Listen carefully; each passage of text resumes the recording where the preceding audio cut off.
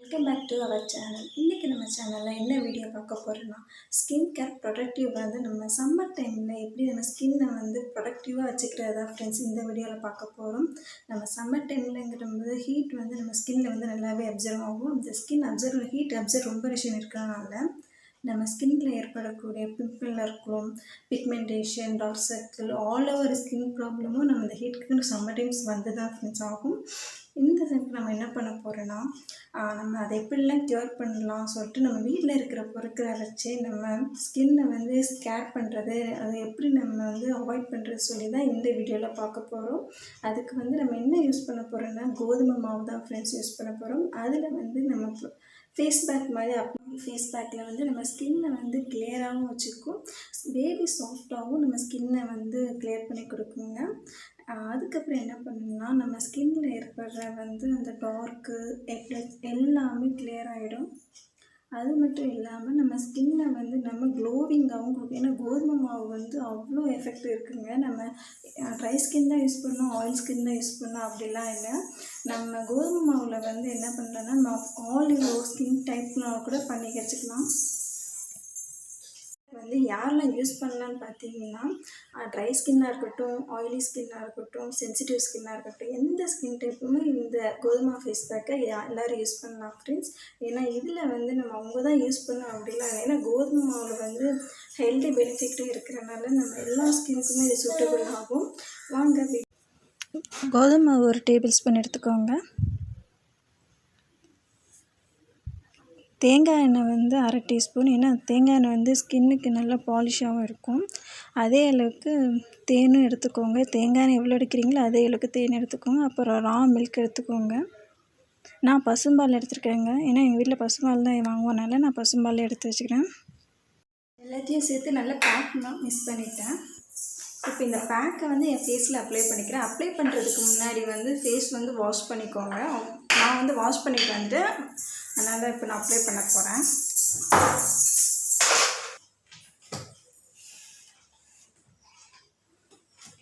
நீங்கள் ப்ரெஷ் வச்சுருந்தீங்கன்னா ப்ரெஷ்ஷில் கூட அப்ளை பண்ணிக்கலாம். நான் கையிலேயே அப்ளை பண்ணிக்கிறேன்.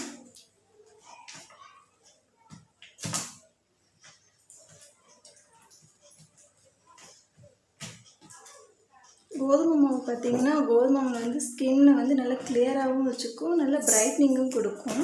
இதை நீங்கள் வந்து டெய்லியுமே கூட யூஸ் பண்ணிக்கலாம். தேனும் யூஸ் பண்ணிக்கிறனால ஸ்கின்னில் வந்து அக்னி ப்ரொடெக்ஷனும் நல்லா நிறையவே இருக்குது தேன்லேயும். அது வந்து நம்ம ஸ்கின்னை இன்னுமே நல்லா ப்ரொடெக்ட் பண்ணும். இந்த சம்மர் டைமில் நல்லாவே ஸ்கின்னை நல்லா அப்சர்வ் பண்ணி உள்ளே இருக்கிற அந்த பிளாக் போர்ஸ், ஒயிட் போர்ஸ்லாம் இருக்குல்லங்க, அந்த ஒயிட் டாட்ஸ் எல்லாத்தையுமே நல்லா ஓப்பன் போர்ஸ் பண்ணி நல்லா கிளியர் பண்ணி வைக்கும். இப்போ நான் இதை என் ஃபேஸ் ஃபுல்லாகவே அப்ளை பண்ணிக்கிறேன்.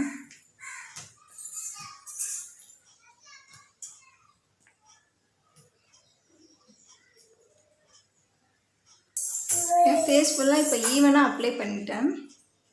சாரி, அப்போ நான் ஏதோ ஒன்று தப்பாக சொல்லிட்டேன். ஏன்னா நான் போர்ஸ் வந்து டாக்டர்னு சொல்லியிருப்பேன், அதை மட்டும் கொஞ்சம் கரெக்ஷன் பண்ணிக்கிறேன்.